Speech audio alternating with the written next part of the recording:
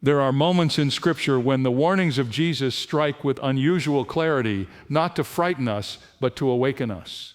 One of his final cautions before speaking of the end was about a trap so subtle that many would not recognize it until it was too late.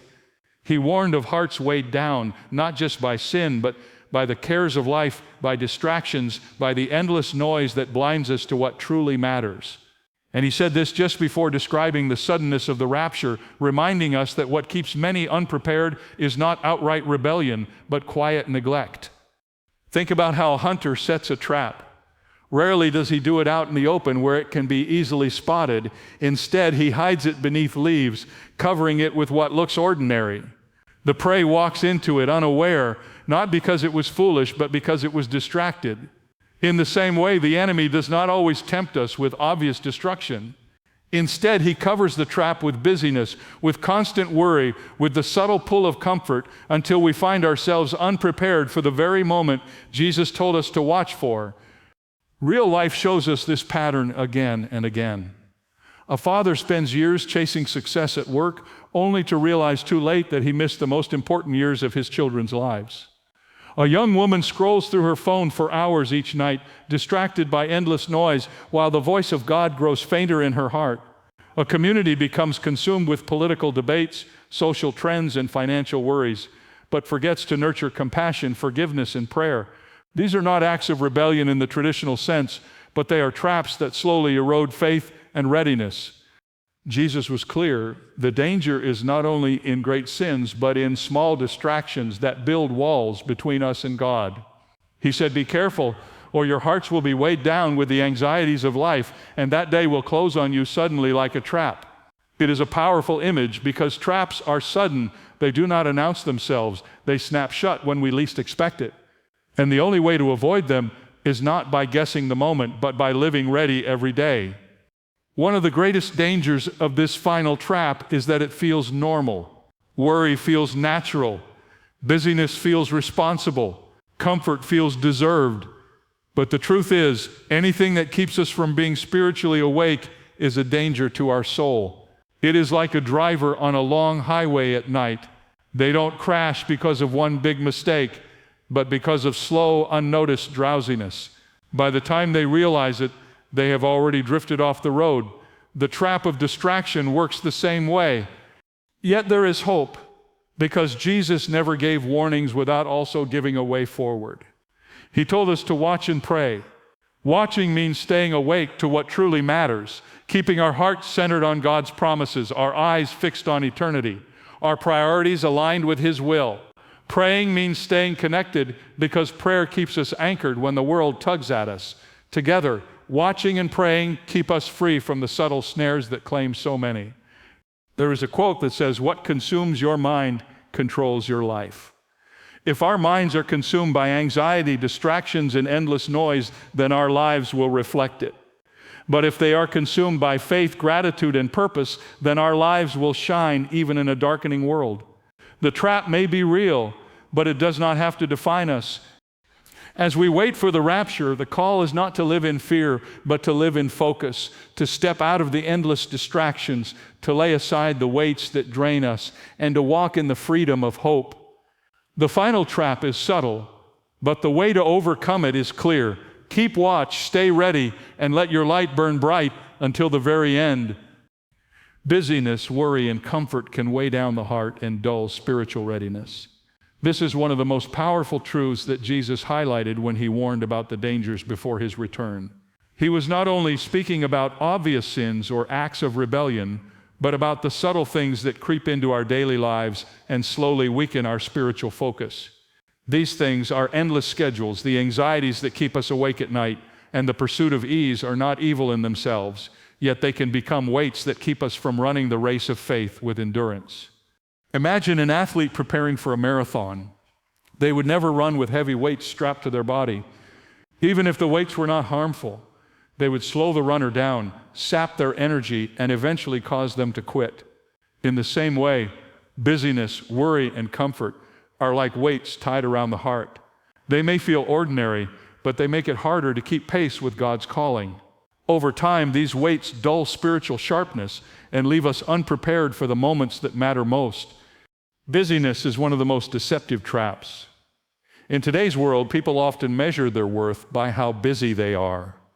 We fill our schedules with meetings, errands, projects, and commitments, telling ourselves it is all necessary. Yet busyness does not always equal productivity, and it rarely equals spiritual growth. Many believers intend to pray more, to spend time in Scripture, to seek God deeply, but the hours slip away in tasks and noise. Like Martha in the Gospel, we are worried about many things, while Mary, sitting at Jesus' feet, reminds us of the one thing that truly matters. Busyness may give us the illusion of progress, but without time for God, it leaves us spiritually empty. Then there is worry. Anxiety is one of the heaviest weights the heart can carry. It pulls our attention away from God's promises and fixes it on problems that often lie beyond our control. Jesus warned directly against this when he said, "Do not worry about tomorrow, for tomorrow will worry about itself." Worry consumes energy but produces nothing. It steals peace, blinds us to gratitude, and distracts us from hope. Like waves crashing against a small boat, worry keeps us rocking back and forth, unable to move forward in trust.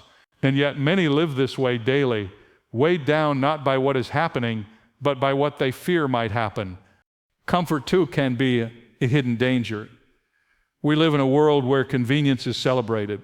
We avoid discomfort at all costs, seeking ease in everything. While there is nothing wrong with enjoying blessings, comfort can quietly numb the spirit. When life feels too comfortable, urgency fades. We stop longing for God's kingdom and become satisfied with this world. It is like a traveler who becomes so comfortable in the airport lounge that they forget to board the plane. Comfort is sweet in the moment, but if it dulls our readiness, it becomes a spiritual trap. Real life gives us countless examples of these weights. Think of a family so consumed by activities, sports, school, work, social events, that prayer and worship become afterthoughts. Think of someone who spends hours worrying about finances, yet forgets to seek the one who provides daily bread. Think of communities that value safety and ease above sacrifice and service, losing sight of their mission to be light in dark places. None of these things are outright rebellion, but they all dull spiritual readiness. Jesus used the language of hearts weighed down for a reason. A weighed down heart cannot rise to meet him. A weighed down heart struggles to stay awake. It is like carrying a backpack full of bricks. You may keep moving, but eventually you will collapse under the load. Spiritually, worry, busyness, and comfort add brick after brick until joy is gone, focus is lost, and the flame of faith flickers weakly. Yet the good news is that these weights can be laid down. Jesus invites us to cast our cares on him, to find rest for our souls, to seek first the kingdom and trust that everything else will be provided. When we release busyness, we make room for presence. When we release worry, we make room for peace. When we release comfort, we make room for urgency. And in that space, our hearts become light again, able to watch, pray, and stay ready for his return. The truth is simple. The greatest threats to readiness are often not storms or persecutions, but the everyday habits that distract us. Busyness, worry, and comfort feel ordinary, but over time, they dull the edge of faith. They make us heavy when we were meant to be free. They make us sluggish when we were called to be watchful. They make us satisfied with now when we were created for eternity. Jesus gave the antidote: watch and pray so your life stays focused and awake. This command is both simple and profound. Watching is not merely about keeping an eye on the horizon for signs of the end. It is about cultivating an awareness of God's presence in every moment of life. It means noticing the subtle ways in which distractions creep in, the gentle nudges of the Spirit, and the opportunities to live with purpose. To watch is to live with open eyes and an open heart, refusing to sleepwalk through life while eternity approaches. Praying, on the other hand, is the daily practice of keeping connection alive. Prayer is not limited to formal words spoken at set times. It is the posture of dependence, the continual turning of the heart toward God. When you pray, you align your heart with his, exchange worry for peace, and receive strength for challenges. Prayer is the anchor that keeps you steady when storms arise, and the light that keeps you awake when darkness surrounds. Without prayer, even the most vigilant watcher will eventually grow weary. Real life reveals the power of this discipline. A young mother overwhelmed by responsibilities finds moments throughout the day to whisper prayers, and her strength grows. A businessman drowning in stress pauses to pray before meetings and discovers peace that circumstances cannot shake. An elderly believer confined to a bed continues to pray for others, staying spiritually awake even when the body grows weak. Watching and praying do not require perfect conditions, they require a willing heart. Metaphors help us see this clearly. Consider a soldier on night watch. If he falls asleep, the entire camp is at risk. But if he stays awake and alert, he protects everyone under his care. In the same way, each believer is called to spiritual watchfulness. Or picture a lighthouse keeper who tends the flame faithfully every night. He does not know when the ship will come, but he ensures the light is always shining so that whoever passes by will see and be guided safely. Watching and praying is the believer's version of keeping the flame alive. Jesus' words echo through history. Watch and pray so that you will not fall into temptation. Notice he did not say temptation would disappear. He said watchfulness and prayer would keep us from falling. Temptations, distractions, and traps are inevitable, but a life rooted in these two practices is a life awake, focused, and resilient. The trap before the rapture is subtle, but the way out is clear. Watching guards the eyes, praying guards the heart. Watching keeps us aware of the times, praying keeps us anchored in peace. Together they shape a life that is not swayed by fear or dulled by distraction. In a world full of noise, Jesus' invitation is simple yet urgent. Stay awake, stay connected, and stay ready, for the one who watches and prays will never be caught unprepared.